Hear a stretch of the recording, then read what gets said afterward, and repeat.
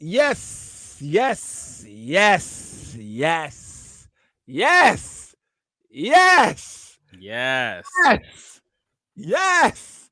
And we are back. Welcome to a brand new episode of the KickOut. I go by the name of Skillet. And my name is Mex. The tag team champs of podcast wrestling is back, baby. And we got a lot to talk about. It's SummerSlam weekend. Is there going to be a surprise return of a legendary wrestler that we haven't seen in the squared circle for a very long time? Is it the rumors true that another legendary wrestler who we have seen in the squared circle recently will also be defecting to this new company? Is it true that Bray Wyatt is not really fired from the WWE? Or maybe he is. Who knows what's going to happen? We're going to talk about all the skinny today in this episode of the Kick Out. So much to talk about this week. Are you looking forward to SummerSlam, Mex? I'm looking forward to the entire weekend or week of wrestling. Obviously, we've had Raw, which is meh. NXT tonight, Smackdown. Of course, can't forget AEW Dynamite, AEW Rampage, first dance, rumors of CM Punk showing up. Then Saturday night, we've got SummerSlam. Sunday night, we've got Takeover. So, yeah, a lot. I mean, we got a jam-packed show to talk about today. We got so much stuff to talk about. Let's start off with CM Punk. So obviously, the big talk is this Friday at Rampage, AEW Rampage, which we'll talk about last week's first episode of the debut of Rampage last week. We'll talk about that as well. CM Punk might be showing up.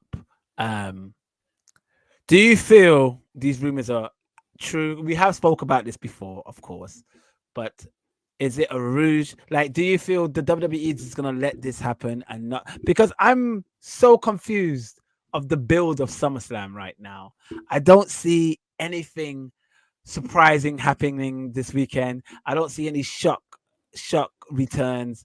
I don't see anything of note that makes me kind of really excited for SummerSlam. I'm gonna watch it, of course I am, but it's this, you know what I mean? But unless the reason why they've gotten rid of all this stuff is to bring back CM Punk. It's not happening, is it? Nah. I hate to let that go, dude. I hate to let that go. I think the whole AEW teasing Punk and everything, I think it's just too far gone now. Like, human beings will go into meltdown if Punk does not show up on Friday night. And I mean, Cena teased them though this weekend. Yeah, Cena made a nice little kind of reference to, their time together, Money in the Bank and all of that kind of stuff, leaving with the championship, kissing goodbye. And it was nice little stuff. But I think that's, that was a completely unscripted promo. They've come out and said that Roman Reigns and John Cena were just allowed to go out there with just mics. And he posted it on his Instagram. Did you see that? He posted the CM Cena? Yeah. You go to his Instagram, he posted the CM Punk blowing the kiss. Okay. From that infamous Money in the Bank match. Yeah. I think it's too far gone. It has to be, an AEW thing right now. There you go. Oh yeah. It's gotta be. That's a great image. And did you see what CM Punk posted this morning? In terms of the dates? The dates. It could be the summer of Punk, right? Yeah. So show that 2005 when he had his Ring of Honor run. 2011, his epic WWE pipe bomb title run, and now 2021 could be his return in AEW. It's crazy. It's absolutely crazy. Question for you, Max. Hold on. You've got the pen. You are hired as the booker. What do you do with CM Punk at AEW? What's the first thing he does? Who's the first person you throw him in? What's the program? Well, from what it looks like, the first person is going to be Darby Allin. Darby Allin's the one that's kind of alluded to calling him out. And I'm not mad at that. It's not, we all kind of always say Kenny Omega and this person. But I think Darby Allin is a good, upper mid-card talent. Crowd absolutely love him. There's going to be just, good vibes between someone that the crowd love in Darby Allin and someone that the crowd are dying to see back in a ring, CM Punk. It's just like, you might even get that, I don't want to compare, but that Rock Hulk Hogan moment, you know, at WrestleMania where the crowd are just going absolutely bananas for both men and nothing's happened. Nothing has happened. They just want to see both guys. So yeah, I think he's a good choice. So this is AEW putting a stamp on Darby Allin is a main event player. Yeah, basically, yeah. Okay, I like it. I mean, that wouldn't have been my first choice. I'm not gonna Neither lie would to have been you. mine, 100%. But it's something different. Yeah. And knowing CM Punk, it's probably his idea. 100%. I think he has spoken about Darby Allin in the past, saying that, you know, he's got like a list of guys he would want to wrestle if he ever came back to wrestling. And yeah, Darby Allin was pretty much top 5 in that list. I like it. I respect it. Punk was a punk. Darby Allin's a punk. It's kind of like two outcast punks fighting against each other in a punk dream match, battle warfare. I would have personally, you know what I would have done? I would have made Punk step to the pinnacle, right? Okay. So square up to MJF, you know, and then, you know, MJF have some choice words saying how we beat guys like Jake Hager. We beat guys from the inner circle. We beat guys like Jake Hager, who's actually won a UFC fight. You know what I mean? Things like that. Those kind of those kind of promos I would have liked to hear. But that doesn't mean that's not going to happen down the line. That probably will happen. Yeah. Let's be honest. I think this is probably a good avenue for Punk. He probably wants to return to AEW solely to make stars. Like he might obviously have a title run because he's a massive draw. He probably will become champion at one point. But I think his main purpose is to do a Ric Flair and just make stars. And that's what it is. So he's probably falling back in love with the business solely to make, you know, not to make himself look great, but to make others look great. So I can't argue that. All right. And from the creativity, just from a creativity standpoint, obviously he made a lot of noise on his way out from WWE. That, you know, the lack of creativity in WWE is going to be very interesting to see. You know, he's obviously going to have his own pen and write his own kind of stuff, and you know, in terms of stories and stuff, it's going to be very interesting to see everything he's involved in, because, like I say, he's made a lot of noise about the creative process and stuff like that. 100%. So, yeah, I'm looking forward to it. Let's talk about the first ever episode of AEW Rampage that aired last week Friday, which is interesting because SmackDown is on Fridays too. Yeah, so SmackDown comes on first, and then literally as SmackDown ends, Rampage starts in America. This is two different channels though, but yeah. You know, back in the Monday Night Wars, in the England version, it was Friday nights because obviously we had no internet. Yeah.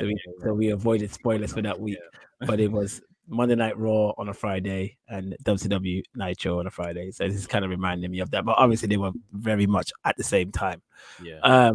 But okay, before we talk about SmackDown, let's talk about AEW Rampage. It was only a few matches on the card. It was like 3 matches, I think. 3 matches. Kicked off with the Impact Championship. Kenny Omega defended his Impact title against Christian Cage, former Impact champion, legend. This is a very fun, entertaining match. Young Bucks was involved. Jungle Boy and Luchasaurus was involved. And Christian did the Impaler, the Unprettier on the steel chair, which Kenny Omega sold like a beaut. Champion. You can see Christian was spent at the end of this match. Literally. He looked mash up. And he cut a promo with Mark Henry after saying that Kenny is one of the hardest opponents he's ever faced, which you can blatantly tell he's speaking from the heart, because Kenny looked like he just outworked him throughout the whole match. Yeah. Were you surprised to see Christian win this, or did you think they should have just kept it on Kenny? By the end of the weekend, I was confused with this decision, because Christian was given, you know, going into Rampage, he was given 2 title shots. One for the AEW Championship at All Out, September 5th, and then this one at Rampage. And it's like, why do you have 2 title shots? Like, okay, if you're the number 1 ranked in AEW, fair enough. Also, but why do you get an Impact World title shot? Anyway, I thought, okay, this is the lesser of the 2 evils. I don't want to see Christian as AEW champion. They give him the Impact title. He's had previous ties to Impact and TNA. Yeah, it makes sense. Let's do it. It does. They done it. They pulled the trigger. I said, cool, good. Now, I didn't care for Christian going into this match. By the end of this match, I felt, you know, he got heartwarming feeling sort of thing. Like, cool, good for him. Then I thought, they're stripping Omega of this whole deal of being the belt collector. And I thought, okay, he had a match on Saturday against Andrade, Triple Yep, Mania for the we'll Mega talk about that Championship, as well.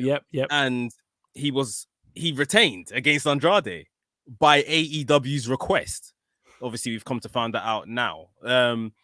And it just made sense. Or it didn't make sense to me that, okay, why did he lose the Impact title, but he didn't lose the Mega Championship? I thought they were maybe starting to work all the belts off him so he can rehabilitate. He's literally working through mad pains now, apparently. So, yeah, I thought it was a fun match on the night. Great match to open up Rampage and stuff. Like I said, I never had a care for Christian becoming champion, but by the end of it, I said, cool. Nice touch. But now with the whole Kenny Omega booking in general, I just kind of feel like, where are we going with this? Yeah, it's quite confusing. I'm kind of glad he retained against Andrade, though. I didn't want him to lose like so many belts at one time. I think he gradually lose these belts. Let's talk about it. Now that we're on the subject, let's talk about the Triple A match. I didn't watch the Triple H card. I haven't watched the Triple H card in such a long time. I'm not really invested with a lot of the characters. There is some wrestlers in Triple A that I really do enjoy, but there's a lot that I'm not really invested in. So most of the time, when it comes to like a very fun, entertaining Triple A match, I just go straight to that match. So I just only watch the Kenny Andrade match. I think this needs to be a first of many. It wasn't it wasn't like a 5-star match or anything like that, but it was a good match. It was nice. It was a great work, and it kind of had a different style of it. You see Ric Flair company. He's brought his soon-to-be son-in-law, because they'll probably get married eventually. 100%. His soon-to-be son-in-law to the ring, which was great to see. It was great to see Conan there as well. So, yeah, it was a nice match.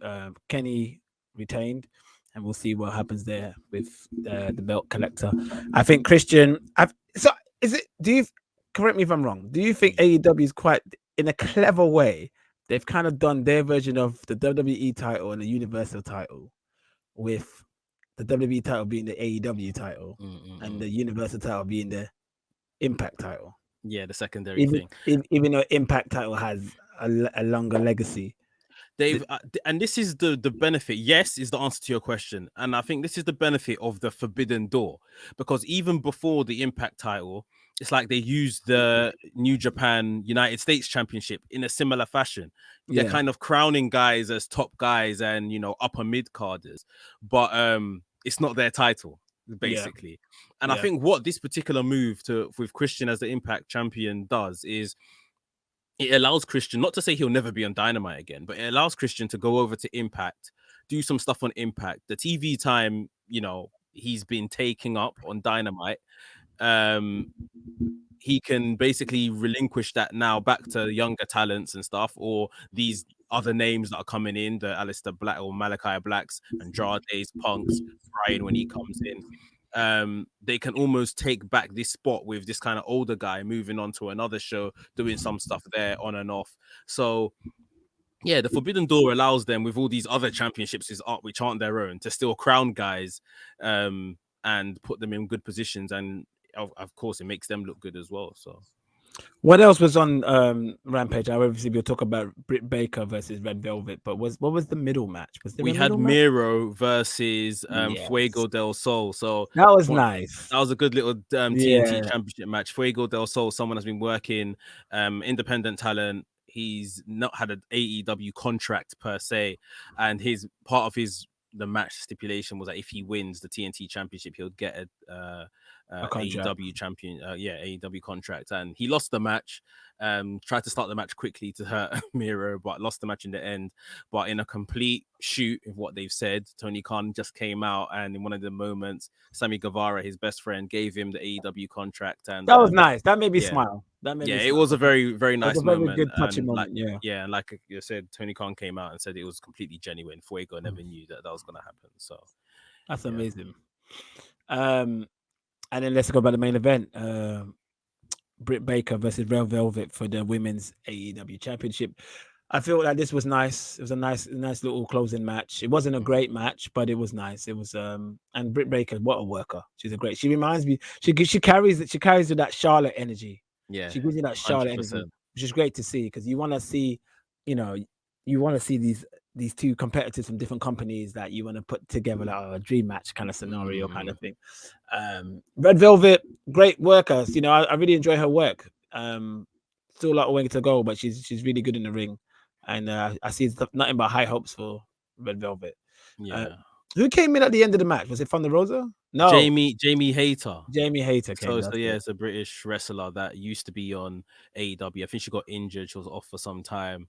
The crowd, I don't think the crowd knew who she was. No, she's had a bit like a lot of physical change. She's lost a lot of weight, and really kind of toned up and stuff. So, but yeah, the crowd.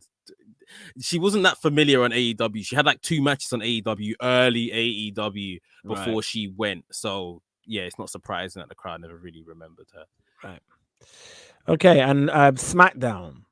Can you remind me what happened on SmackDown? I know. So we had obviously the big face-off between Roman Reigns and John Cena, which I think for me, it kind of fell a bit flat. Like John Cena, I don't like the whole thing of John Cena saying to Roman Reigns that, you're going to beat me up, but all I need to do is, 1, 2, 3. I need to survive basically, and then I'll get the win, and then I'll walk out of here like CM Punk. It's like, bro, who are you trying to pull one over? You're John Cena, like you're not some plucky little underdog or anything like that. Like let's be honest. But I do feel like they are trying to sell us this match on the fact it's just Roman Reigns and John Cena. I feel like the build has been kind of lackluster. But yeah, it's been good to see Roman be a bit closer to John Cena in the promos and not be annihilated like he was. Back in the day. Yeah, he said things about Nikki. He said 20 years of missionary might be good for you, but it wasn't good enough for Nikki Bella. So stuff, good lines like that. But interesting to see. I mean, I guess that's the biggest match going forward to SummerSlam. Yeah, 100%. Bianca Belair and Sasha Banks looks very good. What's the rumors about that? What's that about that match might be getting cancelled or something? Yeah, it's just obviously people that have been attending live house shows, and these house shows they've been doing since the live crowds came back have been like super shows almost. They've been kind of recording them and putting the footage out and stuff like that. And they were meant to wrestle on Saturday and Sunday in a SmackDown Championship match on the house show. And they didn't turn up. They weren't there. They said unforeseen circumstances. Both women weren't about. There's rumors of maybe someone has COVID, but I don't think so because they've both been pictured or videoed on their social media networks and stuff. Training still. Bianca Belair looks like she's making gear for SummerSlam. So maybe someone close to them's not well or something. Maybe they just want to rest them and keep them apart before SmackDown this week and SummerSlam. Who knows? But it's just kind of weird that you're advertising matches that and they're not there. It's not there. Yeah. Okay. Anything noteworthy? Anything else noteworthy of SmackDown? Nakamura won the Intercontinental title. Yeah, that belt right behind you, baby. Yeah. You beat Apollo Crews. Yeah. Should they have saved that for SummerSlam? Yes, they may as well have, to be honest. Yeah, they should have. Skillet, I'm gonna need from you a 10 count, like a Royal Rumble style 10 count. We've got an entrant coming in. 10, 9, 8, 7, 6, 5, 4, 3, 2, 1. It's 10! He's running down to the ring and She's running down the ramp. She's running down. Oh God, what's up, Tay? Guys, I'm good. How are you? I'm fine. Tay has just joined the podcast and she's hitting me upside the head. She's elbowed Max. She's clotheslined me over the top. The crowd is going wild. Okay, we were just literally talking about the build to SmackDown. Seems a bit lackluster in my opinion. I mean, the Cena Reigns stuff is good.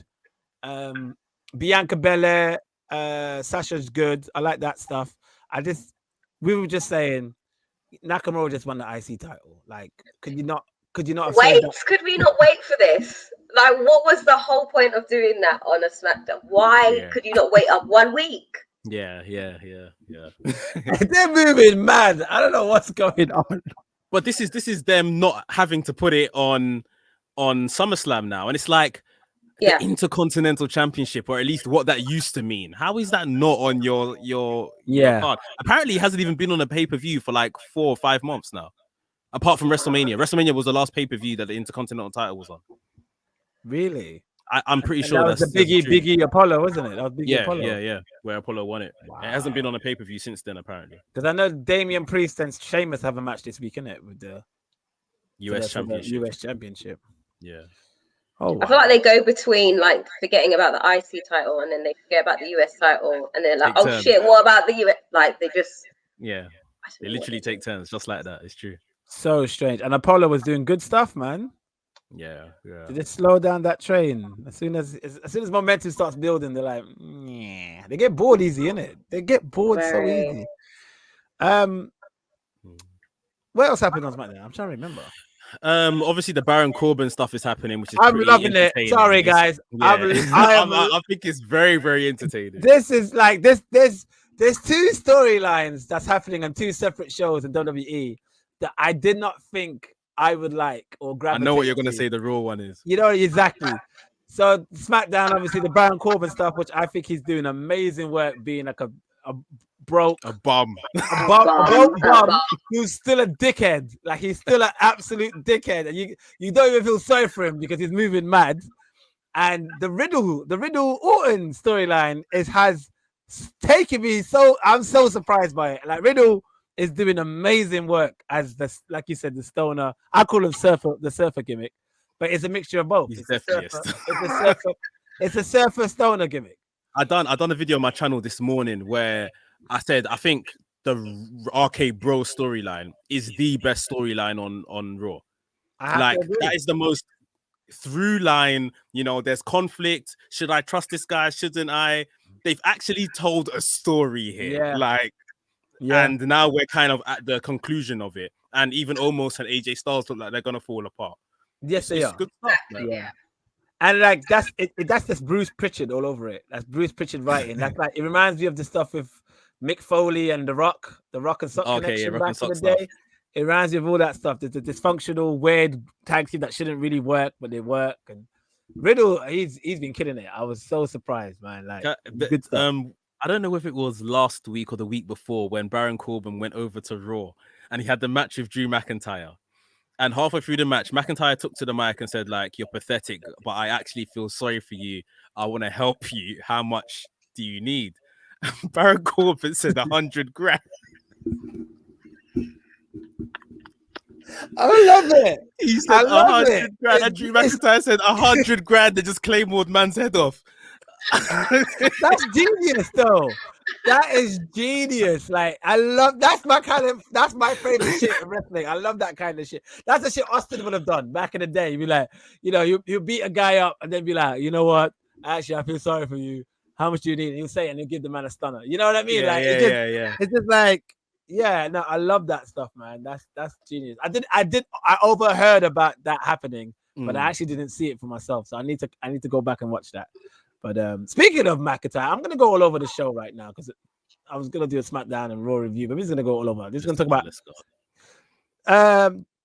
Jinder and these people. Them, I can't do it, man. I'm sorry, guys. I can't. What do you lot think of Shanky and Veer? I can't do it. That's the people. Them, I can't. Was it Shanky and who? Veer? Shanky is the tall one, and Veer is the butch one. The good news is, actually, I don't even know now. I was gonna say I think Jinder's gonna win against McIntyre. Wouldn't mind it. I wouldn't mind it either. I actually like Jinder. This is the thing. I actually like Jinder. It's just when they always give Jinder hard work. Like they make it hard for him, man. They really do. Yeah. Like, really and truly, he could probably get over. You know, not like world champion level again, but he could probably like win over the crowd if they just stop making things complicated. If they just let him be him, like, and not just be like, you know what? Get some extra shit. Try and get these 2 other new people over as well. Like, you know what? The Bollywood boys stuff that actually worked because them boys were killing it. Them boys were killing it. And then they scrapped it, and now they should have brought back the Bollywood boys. That's what I would have done. They just No, got rid of it's, them. it's, They it's sacked because them. they're short. They're small. Oh, then 100%. 100%. I was deep in today when they were on TV doing their segment. That Jinder, I mean, there might be an argument for this, but Jinder hasn't actually done anything in this feud. Every week they've just fed McIntyre Shanky or fed him Veer or fed him both of them. And for those that know, Veer was part of a tag team in NXT being managed by Malcolm Bivens. Yes. And they didn't bring the other guy up to main roster because they said he wasn't ready. So are you telling me Veer and Shanky are ready? Like, I really don't get it. Like, I don't know. Damian Priest, Miz, Morrison, Sheamus. So what's the actual match? Is it Priest versus Sheamus? Correct. But Miz and Morrison is going to be involved somehow. Miz and Morrison are having like their dysfunction, which Damian Priest is tied into, I believe, just because of the Bad Bunny stuff back from WrestleMania. So yeah, they just need to get Miz and Morrison out of this story, and they've kind of started their kind of breakup now because Miz has been faking that he's been injured the whole time. Yeah. I saw that. That was good. I did like the Morrison drip in his haircut. Drip in his hair. I was actually sick. Still. All the puns that he's doing with the word drip, America's most wanted and everything, it's actually cracking me up. But they're doing great work, man. Okay, I would like to. You know what? I actually do. I'm here for a Miz Morrison feud. I'm actually here for it. Yeah, I'm actually here for it. We'll go before we talk about RK Bro and Omos and AJ match. Let's go back to SmackDown. And no, actually, I'm trying to think. No, because we talked about Sasha Bianca already, didn't we? Yeah. So let's go back to Raw. Alexa Bliss, Nikki. No, what's her name again? Tay? Dewdrop. Dewdrop. Oh God. You know Alexa Bliss is gonna get booed now. Did you hear the boos? She got booed the week after Bray Wyatt was sacked. She's gonna get like, unfortunately for Alexa Bliss, she's gonna suffer the wrath of the whole decision of getting rid of Bray and her keeping the gimmick.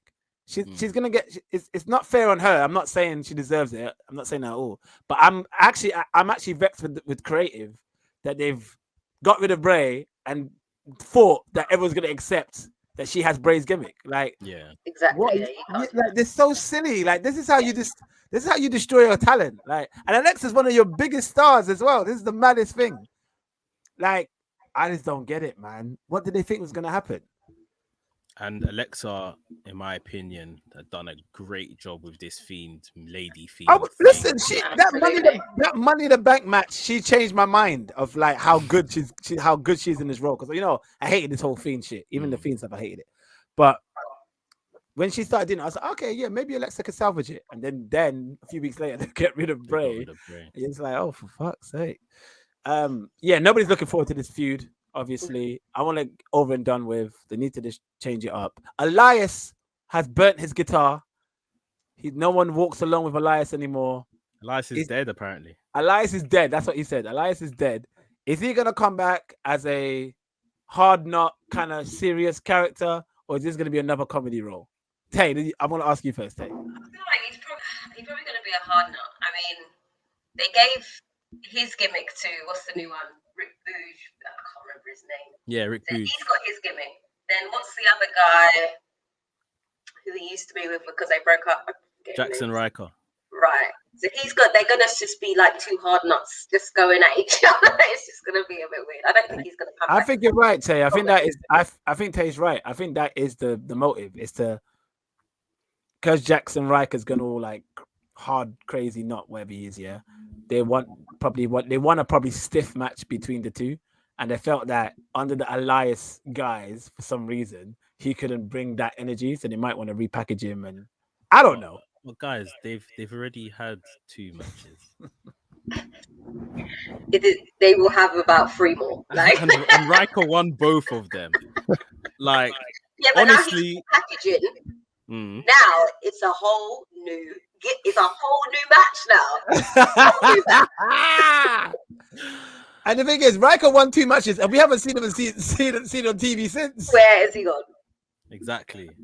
And you know what? To be honest, I don't think they know what they're doing with Elias. They don't know what his new character is. If they want to repackage him, like obviously he's a physically big guy sort of thing. They could do something with him. But Raw needs faces.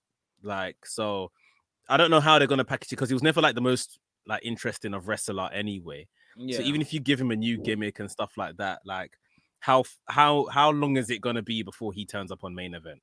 Yeah. RK Bro, loving the storyline. They had the feud with AJ Styles almost. You did call it. I do think RK Bro is gonna win the titles at SummerSlam, and AJ and Omos is gonna fall out. I think they're gonna try and push Omos to the moon because he's a big lad and that's what Vince loves. But yeah, was that it for Raw? Nothing. Oh, Bobby Lashley, Goldberg face off. Oh my god. Good news is Goldberg spared Lashley, so that means Goldberg's losing at SummerSlam. Amen. So that's the good news. He introduced his son Gabe Goldberg. Was it Gage Goldberg? Yeah. Like, you can watch my matches on the network, but that wasn't gonna cut it. I need you to see me in my 50s wrestling men half my age. And he's like, oh god.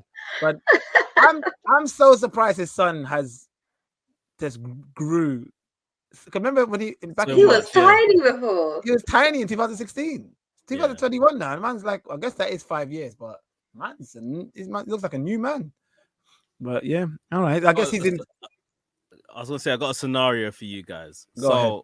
On the house shows over the weekend, New Day was facing Bobby Lashley and MVP, and Big E came out ringside in his sneakers and just a towel, doing Big E stuff, and was laughing and getting all excited at when he saw, I think, Kofi delivered a Trouble in Paradise to Bobby Lashley.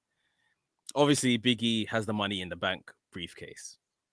Any chance we see Bobby Lashley retain at SummerSlam and Big E comes out to cash in?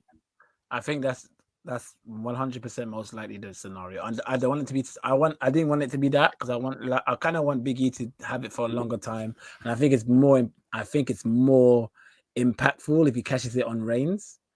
But that's not going to happen. So it's going to be Lashley because they know. Although I don't mind Lashley being the champion at the moment, they know that a lot of people are not really invested in Lashley being the champion, and Big E will be the alternative that everybody will go crazy for. So I think you're absolutely right. I think Lashley's gonna. I think Big E's gonna be the champion this Saturday. I think it's possible, but I think at the same time, I think maybe they're waiting out to the draft in October to move Big E across because he's not doing nothing on SmackDown at all. Yeah. Like he's coming out and taunting Paul Heyman every now and again with the briefcase, but he ain't really doing nothing. Do you guys think Naomi will be the last factor of Cena losing against Reigns? I hope so. So basically, Cena Reigns face off. Reigns is in control. Cena does Super Cena, starts taking it to Reigns. Usos come down. Cena knocks down Jimmy, knocks down Jay, and then as Cena's about to do an AA or whatever, Naomi comes with some sort of spray repellent thing in his face. And then Reigns hits him with the spear. 1, 2, 3. Do you think, in response to your question, do you think they would necessarily want the narrative out there that Roman Reigns needed Naomi's help to beat John Cena? I don't think they're that protective of it so much. Like I think at first they wanted to make sure Reigns has come over strong, innit? And he's like destroying everybody. But have you noticed though, in certain matches he has been looking a bit weak. Like against Edge, he let Edge beat him up a bit, and he's definitely gonna let Cena take it to him a bit. And I think it's gonna come to a part where they really want to go full heel now, and it doesn't matter if Reigns gets help to win now. I don't know. This might not happen at all, but I would love to see Naomi and that whole family dynasty properly unite together. Did you see Roman? Because they moved it to SmackDown and they haven't showed her yet. So I feel like they're saving her for something big, and this could be it. This could be it. Did you see Roman's comments today? In fact, no. What did he say? I think he was on some type of media call, other journalists on it, and he was asked about Naomi joining the bloodline. This is why I thought you were asking the question. Oh, I didn't He was know. asked about Naomi joining the bloodline, and he said, don't quote me, but he said basically something along the lines that we have all that she needs to be a success within the bloodline. So It's gonna happen, isn't it? it could be something that's in the works. But if it does happen at SummerSlam, I don't think it would be more to help Roman. It will be it could be Usos getting beat up. She's coming to pull out Jay and Jimmy. He's like seen as like still trying to beat them up, and now Roman's seen him like, all right, cool. Yeah. Take him out. Do you remember? Or she could just help the Usos retain against the Mysterios. I think that might be a place where they could put her in, and it won't be, because there's a lot of this bloodline stuff that runs parallel to when the Hart Foundation reunited in '97. Yeah, and it's like, even that famous story, that famous promo when Bret caught that brilliant promo, and he had Owen Hart and Bulldog crying, and they all hugged, and they the bloodline copied that with the Usos and Reigns hugging and crying. And there was another famous segment where Neidhart joined, because when Hart Foundation first reunited, it was this Bret, Bulldog, and Owen, and then Jim Neidhart came back and joined, and then Pillman joined, and then they all stood on the ramp together, all five of them. I could see them doing that with Naomi and all of them in SummerSlam like that. It might not be SummerSlam, but it could be something like that. I mean, that would look good at the end of SummerSlam. I would love that. Yeah, that'd be amazing. And fans would mark out for that. And isn't it Naomi from Florida? Yeah, she is. But SummerSlam. Oh, come on! This is what's gonna. She's from Orlando, Florida. Yeah, but SummerSlam's in Las Vegas. Oh yeah. I could fully see you next to me like, wait. I was thinking, where's he going with this? I got gaps. Yeah, it's in Vegas. You're right. Damn it, it's not Florida. If it was in Florida, I would have been 100% thinking, yeah, that's what's gonna happen. But yeah, okay, all right, okay. All right. So we talked about AEW. We talked about WWE. I don't really watch NXT anymore. I know Samoa Joe is doing great work with Karrion Kross. But Takeover is this Sunday. Why did they swap the days? I don't know. I think because they got the venue for SummerSlam on a Saturday, and it's Las Vegas, big fight feel Saturday night. I think that's just why they're having it on a Saturday. I'll tell you why they swap the days. Well, where's NXT going to be held? In the whatever it's called, CWC, where their regular building. Then they're not in an arena. They're not in an arena. No. I know. Like, so it's going to be screens and free fans again. Just regular NXT, yeah. Okay. Which I don't understand why, because there's live crowds allowed now. So. I feel like they pushed. I mean, I think you're right. It's just a booking, and that's probably why it's moved to a Saturday. It's probably just a simple thing as that. But I was thinking maybe they moved it. They don't want to take any chances, just in case they did one show on the Saturday and there was like a COVID outbreak, and then they can't do anything else after that. They were like, no, we work just sometimes the first show. That's a good point. That could be a case as well. But, all right. So what matches are you looking forward to? What's happening on Sunday? I haven't done no research on this. In terms of Takeover, yeah. The big matches was obviously Samoa Joe, Karrion Kross, Walter versus Ilya Dragunov, UK Championship. That should be that's probably going to be the best match on the card. Yeah, for sure. And then the possible swan song of Adam Cole versus Kyle O'Reilly. Apparently, Adam Cole's contract is up on Sunday night. So he's signed. I'm sure he's signed. You reckon he's signed? I think he's signed with WWE. Like, wasn't he not backstage on SmackDown a couple of SmackDowns ago? That's to have contract talks. Don't know how they went, but I feel like they must have, like, I don't know, like the dirt sheets they're so techie. The dirt sheets, they would have, they would have found out something if he hasn't signed. Someone was telling me that there's no way that if they make Kyle O'Reilly 2 out of 3 falls the main event of Takeover, let's say, that there's no way that they put in a man in the main event that can literally walk out the company and turn up on Dynamite on Wednesday. Yeah, exactly. So, do you think it's going to be the main event? I don't know if it'll be the main event. It's main evented, I think, the last couple of pay-per-views. Yeah, for sure. It may, but I'm a bit disappointed if he resigns. I can't lie, because it's like, how are they going to use him? Are they going to push him? Like, if he resigned, if he's re-signed, like say a 1 year, 18-month, 2-year contract at max, then cool, because he can cut once things start going wrong, innit? But if he signed, 100. I'm telling you now. But if he signed like a 5-year contract, bro, He signed. I think he signed, and I think Vince has put it in his clause that you need to bulk up. I think Vince is like, listen, you obviously got all the buzz. Like, I don't think Vince knew how popular he was. I don't think Vince. I don't think he didn't. So I think Vince is like, oh shit, okay, look, everybody's talking about you. You're trending on Twitter. People want to know about your contract. All right, we're here to sign you. You know, you have the look. He obviously has the looks. He's a good-looking man. But Vince is probably going to be like, yeah, you're gonna have to put on some muscle. You're gonna have to put on some size. You're gonna have to eat more. You're gonna have to train a bit harder. But yeah, we will grow taller. No, he's not gonna grow taller. He's gonna be. He's gonna be wedged. like Otis or something. I don't think he was. I don't think he's as that. I think he's about the same size as Sean, wasn't he? Is height? Yeah, I think he's about 6'4", obviously 5'11" or something. Yeah, obviously Sean had more mass, had more body mass, but I feel like he's probably about the same height as Sean. But he just probably remember when Sean came through, they were pushing that whole new gen thing. Yeah. Now they're saying they're all gonna restructure NXT completely and get it back to the days where they can get a class like John Cena, Batista, Brock Lesnar. Like they're just regressing. I don't even understand it. I don't understand. I know. It is weird. I agree with you guys, but I feel like Vince will probably be like, "Yeah, we got Hollywood. We got all these weight trainers. Ben Affleck bulked up in 3 months. We'll make you bulk up in 3 months. You're gonna look like Brock Lesnar." I can see that. I can see all of that. You're probably right. We're gonna give you this contract, but you need to put on some blood clot weight because you're looking like Ryan Albert from the KickOut podcast. You're even looking like Mex or Ace. You know, you got a bit more mass on them. You're looking like blood clot Ryan Albert, and he ain't no professional wrestler. You know what I mean? So, I think they're maybe just gonna give him $1 million and sit him in the mid card.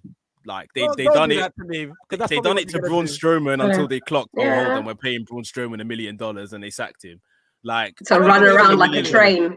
I don't give him a lot of money. He's gonna get definitely a money boost, but like Finn, like what are they doing with Finn? I mean, I think Finn's gonna turn heel though. That's another factor. Yes. Finn cost Cena the match. Yeah. But that wouldn't be. There's no payoff there if Cena goes back to Hollywood straight after. Like Cena would have to stick around so he can have a match with Finn. I can see that. That's the case. Hopefully, I wouldn't mind it if that's the case. Yeah, we'll see. Suicide Squad, great film. Make sure you watch it. Good fun. Cena's amazing in it. If you haven't seen it, were you paid to say that? Yes, it was. No, it's a good film. It's actually a good film. I need to watch it. I haven't seen it. Yeah, it's much better than the first one. That first one was dreadful, but this one I was actually pleasantly surprised. I was like, oh, okay. What else? I think that's it. I feel like we're missing something big, Max. Did we cover everything? Pretty much what's gonna happen in the next week. We spoke about CM Punk. What's your thoughts, Tay, on CM Punk coming back to wrestling? I don't know. I really like CM Punk. Like I loved him when he was in. I was just about to say you don't. Yeah. No. I did love him when he was in WWE. I'm just not really sure. Because I didn't since he's been gone, I haven't really kept up with what he's been doing and how active he's been. So I don't know what kind of angle it's going to be. I'm sure it'll be something great in AEW. So one thing I'm very looking forward to is like AEW. There's no PG restriction, right, when it comes to promos. And I don't know if you guys ever saw CM Punk's mic work back in his Ring of Honor days. One of the best talkers. I remember he was so good. That time, my brother Andres wasn't even watching wrestling anymore. But he would watch, he'll walk in when I'm watching Ring of Honor tapes, and he'll be like, "Yo, who's this guy? This guy is dope." I was like, "Yeah, that's CM Punk." He's like, "He's a future star in the making." And he's like, "Yo, this guy, he was and then he wasn't surprised, and he wasn't surprised when Punk went to WWE and started cutting sick promos. So it's CM Punk's run when he was in Ring of Honor, but had signed for WWE and was making it known and stuff. Incredible. It's like the best TV I've seen on the indies ever. And you don't usually see indie wrestlers with that kind of charisma. All they really know is how to put on a brilliant match. Yeah. So CM Punk obviously at the time as well was super refreshing. So I could him cutting promos again. I could see that being a hoot. Very good. Yeah, so, that could be good. Yeah, I'm looking forward to it. And I'm looking to seeing Brian in there as well. It should be interesting. I'm trying to see. I think I've forgotten something, man. Sure, you're not forgetting anything else? Spoke about Raw, spoke about SmackDown. I mean, the only other thing that's happened that's noteworthy is, like I say, this NXT restructuring, looking like they want to push Triple H out of managing the thing. That's sad, isn't it? No, they are managing him out. They What are is getting rid going of him. on? Because I've been watching some takeovers recently, and like that was like a special time, man. Before AEW came in and became competition, and you had like New Japan.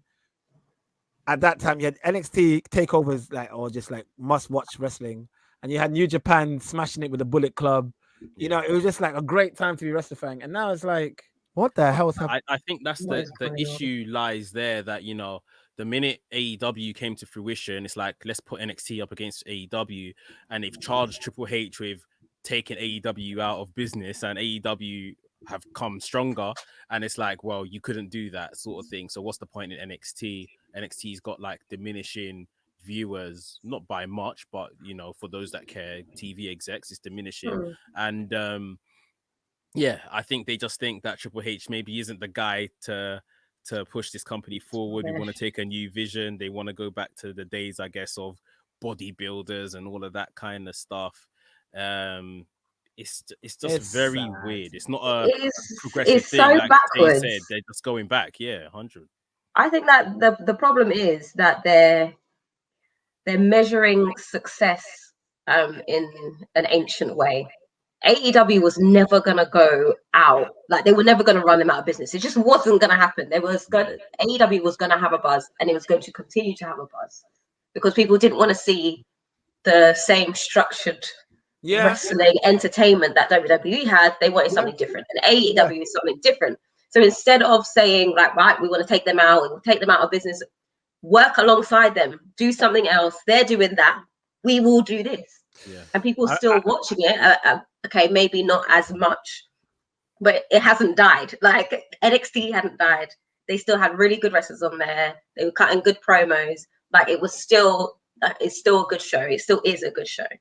But the fact that they're trying to say, oh well, Triple H is not performing well, so we're going to manage him out. We're going to go back to the old days because it worked then. It's not 1992 anymore. It's just not going to work. Yeah. No, it's sad because NXT probably wasn't, even in its heyday, even in its prime, it probably wasn't making a lot of money either, if I'm honest. So it was never designed to, though. It's development. I'm with you there. No, I totally understand that. I just think it's like when they decided to go third brand style, that was always going to be the beginning of the end of NXT, because you're doing a third brand that's not even in an arena like SmackDown and Raw. It's in the Performance Center. You're not doing anything where you have like, yes, you gave them Charlotte, you gave them Finn, but you didn't give them any like major stars. Do you know what I mean? It's like, you know what the problem is, and I was looking at this in hindsight with like trying to put my business hat on and try to see it from their point of view. And I think the issue is Triple H made stars from NXT. We cannot deny that. However, Triple H didn't make stars for Vince. Yeah. He didn't make Vince guys. That's true. He made just stars and his guys and stuff. And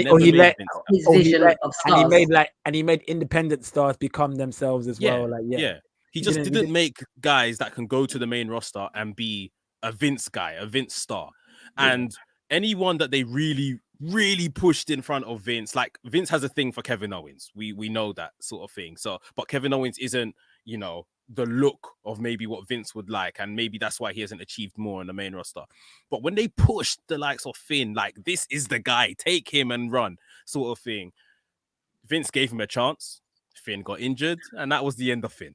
Yeah. And we've seen that with other superstars. Anyone else they've really put in front of him, let's give him a chance. And this whole demise of NXT, I mean, we're seeing it literally play out on TV with what they're doing with Karrion Kross. Karrion Kross is carrying the NXT Championship to Raw every week, and he's losing to a 40-something-year-old Jeff Hardy. Jeff. This is a man that he's never lost in NXT, by the way. Never. And he's got a match with Samoa Joe, just returning Samoa Joe. And how are you selling the match to the audience by having him lose and be pinned? And it's just like, you're just disrespecting NXT. It's worse all because over it. Karrion Kross is a typical Vince guy. 100. Like Vince should be all over that. So it feels like it's very like a petty thing that they're doing. You know what? I'll go one more. I'll go one more. Sorry, Skilly. No, Now, I know you lot know about Aew and Aaliyah's journey in NXT and how long she's been there. So, and they've recently called her up and she's been on Main Event. And she had a match with Dakota Kai, who is the #1 contenders to the Women's NXT Championship. And Aaliyah beat Dakota Kai on Main Event. What the hell is the meaning of that? Yeah. Someone that this company clearly doesn't care about is now getting wins on Main Event. It's just to prove a point, like you're saying. For the #1 contender for the women's title is losing on Main Event to someone that probably has never won a WWE match before. I don't think she's even been a #1 contender. Like it's you know what we should do? We should definitely do like a rise and fall of NXT podcast, like where we sit down and review live like takeovers and where they are. Like we do segments of where they are now, you know, back then, and look, we know where this person's gonna end up. It's like it's just interesting to see if you look back and watch all the old stuff and how many wrestlers is left as well. I was watching Takeover Canada 2016 the other day. Like Ty Dillinger was against Bobby Roode. Ty Dillinger now is in AEW. Revival versus 10 DIY. gimmick was so over. Revival's now in AEW. One half of TM61 is not even there now. Authors of Pain not even there now. Mickey James versus Asuka. Mickey James is cussing out WWE now. Samoa Joe versus Nakamura. What did they do to these guys? It's like it's insane. Have you even heard this Samoa Joe? Obviously, regards he got let go, and Triple H found out, like us, the public, when he got let go online, and called him and said, "What is this?" And he said, "I've been let go," and he offered him a contract, and he rejoined on the same day. Like it's just like even these last guys they got rid of, Bronson Reed and stuff. Triple H, Shawn Michaels had nothing to do with it. They weren't told. Just Laurinaitis and Vince went down there and just said, "You go." That just proves that's how deep is that? Like your son-in-law has a invested interest in these talents and have built a bond with them and done this, and you don't even tell him before they get fired. You don't even say to him, "All right, listen, Paul, I'm gonna get rid of this guy. These are my reasons. I hope you're okay with it. I mean, I don't care if you're not okay with it, but I'm gonna at least give him the heads up, not him finding out. These men are going on Twitter like us and finding out. These men are finding out on Twitter like us. That's the level of respect, bro. That's madness. The pettiness is wild. And now he has to go home and be sulking, and Stephanie's like, "What's wrong?" And he's like, "No, your dad did this again." Your dad's a dickhead, bro. It's mad, isn't it? It's mad. It's crazy. It's man. so sad. Exactly. It's just for me. It's just so petty. Why would you fire like the people that he's been building? They're in storylines. They're in storylines. Bobby Fish was on TV the week before. Exactly. Let's just let them go. They probably hasn't even watched NXT. They're like, what's the list of these names? I don't like that name. Get rid of him. How tall is he? Get rid of him. Like that's it. Bobby Fish, man. It's Bronson Reed. They stripped him of the North American Championship to go and give him trials, dark matches on the main roster because that's a Vince guy. Let's bring up this big guy, and then he lost his job just like that. Okay, no, we don't want him. Let him go. Undisputed Era, one of the best factions in wrestling. Never seen it again. It's done. Didn't even get a proper main program slot. Didn't even get a proper main roster slot. They had, remember when they stole the show in that Survivor Series match when the crowd went nuts for them? I thought, this is what I'm talking about. This is it. They're coming up. Didn't once get that. It's insane. The term vanilla midgets. That's it. And they've already said they don't want any midgets going forward coming up from NXT and stuff like that. So I guess in the next couple of months, we're going to see what NXT is really going to look like. But that's going to change all over again because the fans are going to dictate who they like. It's the reason why Brian got over. It's the reason why it's like, it's nothing to do with height. That's exactly it. Nothing to do with height, nothing to do with weight. They're making all these stupid mistakes again because then the crowd's gonna get restless and they're gonna start cheering for the people that you don't want them to cheer for, and then you're gonna have to be forced to push. Like fucking Reginald might even get. Well, it seems like Vince does love him, but you know, you never know. Like Vince probably will never see Reginald as a world champion, and then the fans might be like, "We want Reginald," and you're like, "Oh yeah, okay." But this is almost how the fans, like you're saying, if Adam Cole does choose to, resign or has chosen to resign and is going to main roster after SummerSlam, the fans need to put this guy in cotton wool and protect him and push him all the way to WrestleMania main event, because no one's trying to see, Adam Cole be running around the arena for the 24/7 championship. But it is potentially in his future. It is potentially in his future if we as a crowd don't do. If I see that, I'm gonna cry. No, I'm gonna cry actual tears. I think I'm crying now. I don't even want to think about that. Is the same height as the rest of them? Thank you so much for joining me tonight. This was a very fun episode, a very good episode. We're gonna do some more. Obviously, we have to do. I'm sorry, guys, we can't slack this Saturday. I don't care what your plans are. I mean, hold on, I'm talking like I don't have plans. Actually, I don't think I do. I don't think I do during the day. So if Punk shows up Friday, we have to do a recap episode this Saturday. One of you lot message me. Nah, if he comes on the screen, I'm calling you straight away, Tay. Thank you. Straight away. But that will be there. I would say give AEW a chance though, Tay. I think you would like it. I think you will like it. You know what? This is the thing. I actually know I will like AEW much more than I like WWE. I just don't know why. Every time I'm like, I have to watch SmackDown. no, but SmackDown is good. SmackDown's good. SmackDown's good. It's just Raw. God. Raw has moments, and then Raw has painful moments, like painful. But AEW, they're winning. I didn't think they would do it. Remember, I was cussing them out when they first. You was cussing them for real, you know. I was like, this ain't working. They have to make these. I was like, they have to make big decisions for it to work. Like getting the Punks. I was saying that they have to get people like Punk and that for it to be a real competition. But even then, they still did a good job, like to keep it afloat. And they did really good creative. That's one thing I have to say about AEW. The creative is good. I don't even think they have to make good big decisions. It's because WWE are making such poor decisions that it doesn't even matter what AEW are doing right now. It's going to be good. That is true. But I do want to take it away from them. But to be like a household name, they didn't need to have to get like Punks and stuff like that in there. They still need to get more. Lesnar. We'll see what happens there. I think it's very smart how they're putting Rampage, after SmackDown. They're putting like the WWE guys on Rampage after SmackDown. So those people that have some affinity to them can literally flick the channel and see people that they used to know. Very clever. WWE.